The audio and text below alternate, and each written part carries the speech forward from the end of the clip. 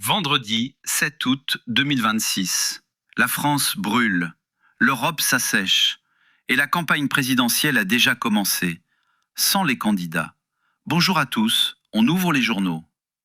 Et on les ouvre par le feu, parce que c'est lui qui domine cette matinée.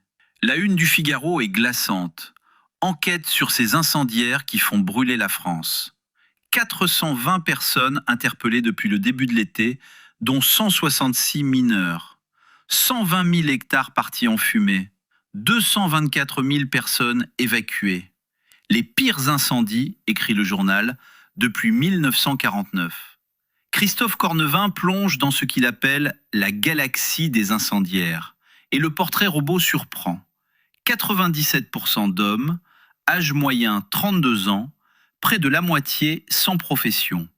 Et surtout, moins de 5% sont des pyromanes au sens clinique. Les autres agissent par vengeance, par escroquerie, par bêtise.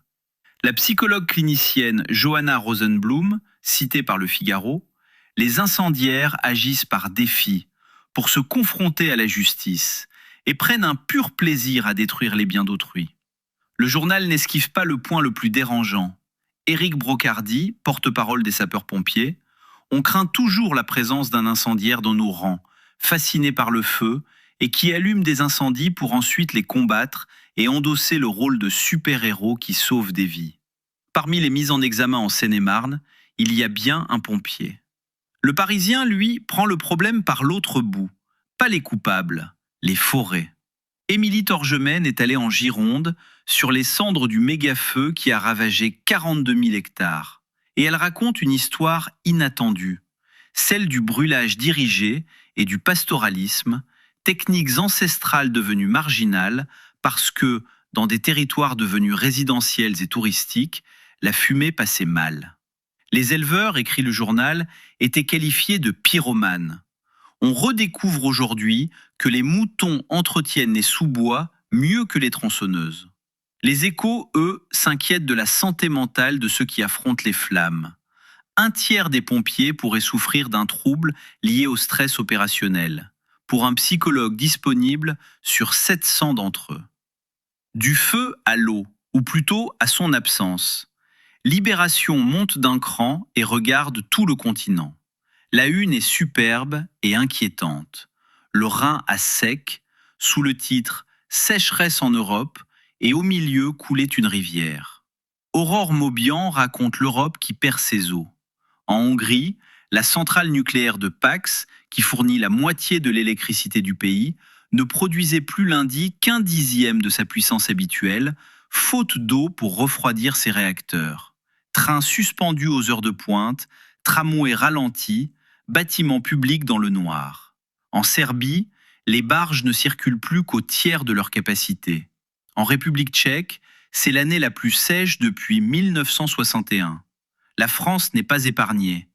43% des stations suivies par l'Office français de la biodiversité sont à sec ou en rupture d'écoulement, sur 1300 cours d'eau. Un taux critique jamais observé. L'éditorial de Sonia Delessal-Stolper commence par Victor Hugo, qui publiait en 1829 « Le Danube en colère ». Aujourd'hui, écrit-elle, le Danube n'est plus en colère, et encore moins majestueux, il souffre. Et sa formule tient en 3 mots, la sécheresse est politique. Ce qui nous conduit tout droit aux Échos, dont la une traduit la sécheresse en euros. Agriculture, l'été meurtrier. Légumes de France redoutent la perte de la moitié des tonnages annuels sur certaines filières, jusqu'à 100% pour les os, les oignons et les échalotes. Chez les céréaliers, les cours remontent, mais uniquement parce que les récoltes déçoivent partout et l'engrais azoté frôle les 450 € la tonne, 200 de plus que l'an dernier. Quant aux éleveurs laitiers, ils sont pris en tenaille. L'herbe ne pousse plus et il faut déjà piocher dans les stocks de foin, en plein mois d'août. Changement de terrain, mais pas de température. Le Parisien fait sa une sur l'Élysée, la campagne déjà sous ingérence. Les faits, rapportés par Quentin Laurent, en 2 semaines, 3 candidats visés. Édouard Philippe par de fausses informations sur son état de santé. Raphaël Glucksmann par de fausses images de son épouse soudoyant des médias. Le parquet de Paris a ouvert une enquête hier. Et Gabriel Attal, accusé d'être atteint de la maladie de Parkinson, puis d'entretenir des liens avec des trafiquants de drogue. Fausses unes de médias à l'appui, dont une fausse une du Parisien lui-même. Derrière tout cela, 2 réseaux de propagande. Storm 1516, dont les liens avec le Kremlin sont établis, et Matrioshka. Une source du secrétariat général de la Défense nationale confie au journal « On s'attendait à des ingérences russes dans la campagne, mais ça commence un peu tôt ».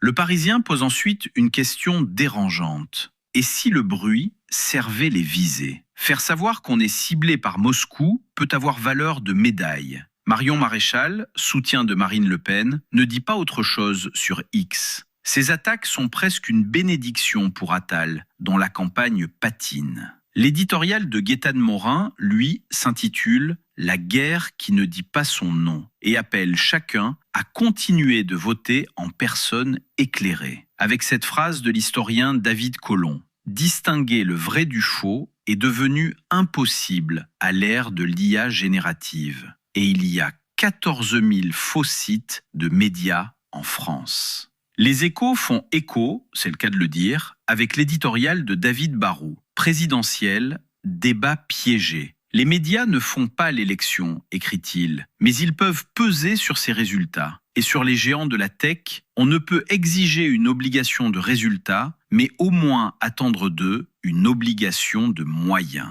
À l'international, Le Figaro est seul sur le sujet, mais il le tient bien. L'Iran et Oman se partagent le détroit d'Ormuz sans consulter l'Amérique. Adrien Jolmès depuis Washington. Un accord de principe entre Téhéran et le sultanat d'Oman sur la réouverture du trafic maritime, négocié sans les États-Unis. L'Iran renonce à son péage, $1 million par navire, mais prévoit des frais de service. Et Le Figaro souligne le précédent. Depuis 150 ans, aucun État n'avait perçu de droit de passage sur une voie navigable internationale. L'éditorial de Philippe Gély ne s'embarrasse pas de nuances. Trump, le guerrier fatigué. Un président exaspéré qui n'impressionne plus l'Iran et dont le Pentagone réclame en urgence 67 milliards de dollars supplémentaires au Congrès. Volet économique et social. Le Figaro consacre une page au commerce extérieur et le chiffre est spectaculaire. Le déficit avec la seule Chine atteint 51 milliards d'euros, soit 88% du déficit total français. Il y a 6 mois, c'était 72%.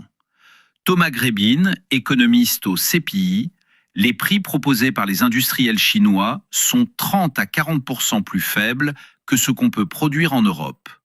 Seuls l'aéronautique et le luxe résistent encore. Et les Échos annoncent une bonne nouvelle pour les mères de famille. À partir du 1er septembre, la pension de base sera calculée non plus sur les 25 meilleures années, mais sur les 24 pour celles qui ont eu un enfant, 23 à partir de 2. Le ministre du Travail Jean-Pierre Farandou y voit un choix de justice. Plus d'une femme sur 2 serait concernée. Alors maintenant, le papier qu'on aurait pu manquer. Il est en pages 12 et 13 de Libération et il ne fait pas de bruit. Gurvan Kristanadjadja a réuni Stéphanie Bonhomme, la mère d'Elias, ce garçon de 14 ans tué à la sortie de son entraînement de football à Paris en janvier 2025, et la sénatrice Les Républicains, Marie-Claire Carrère-Gé. Une mère de famille, une sénatrice de droite et un combat commun. Le droit à l'information des victimes. 2 propositions de loi sont sur la table. Le titre est une phrase de la mère. Des explications permettent d'éviter que naisse un désir de vengeance. Côté technologie, Le Figaro poursuit sa série « Comment l'IA transforme le monde ». L'épisode du jour, la découverte des médicaments.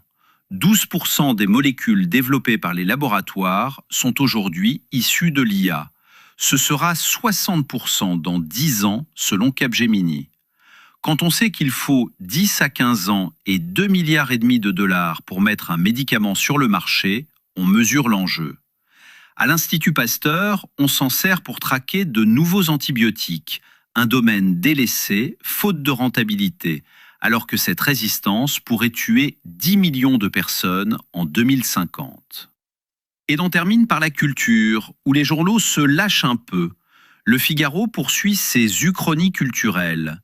Éric Neuhoff imagine aujourd'hui, à la première personne, l'enfant que Marilyn Monroe et John Fitzgerald Kennedy auraient eu en 1960. Une fille élevée dans le secret par le psychiatre de la comédienne. C'est drôle, c'est mélancolique et c'est très bien écrit. Libération, dans son cahier d'été « Nous nous sommes tant détestés », consacre 4 pages à un affrontement que beaucoup de parents ont suivi. Caroline Goldman contre Isabelle Filiosa. Le titre, Psychodrame. Quand un enfant fait une crise, faut-il lui faire un câlin ou l'envoyer dans sa chambre ? En 2022-2023, le débat sur l'éducation positive s'est mué en guerre médiatique frontale entre 2 psychologues de la parentalité, au nom de la santé mentale des enfants et de celle de leurs parents. Le Parisien, lui, fête un anniversaire, les secrets de l'album 2 de Céline Dion, raconté par Éric Benzi, le fidèle collaborateur de Jean-Jacques Goldman. Et il nous emmène au pied du mont Ventoux, où les coureuses du Tour de France femmes s'attaquent aujourd'hui aux géants de Provence. Entre peur et fascination. Les Échos, enfin, referment leur série d'été sur la mondialisation dans nos verres. Le sujet ? Le spritz. Vous le croyez italien et solaire, il est né dans les brumes de l'Empire austro-hongrois, quand les soldats de François-Joseph réclamaient qu'on allonge le vin blanc vénitien à l'eau gazeuse. Spritzen en allemand. Il était blanc, il est devenu orange fluo, et le cocktail le plus instagrammé de la planète. Voilà pour cette revue de presse. Excellente journée à toutes et à tous,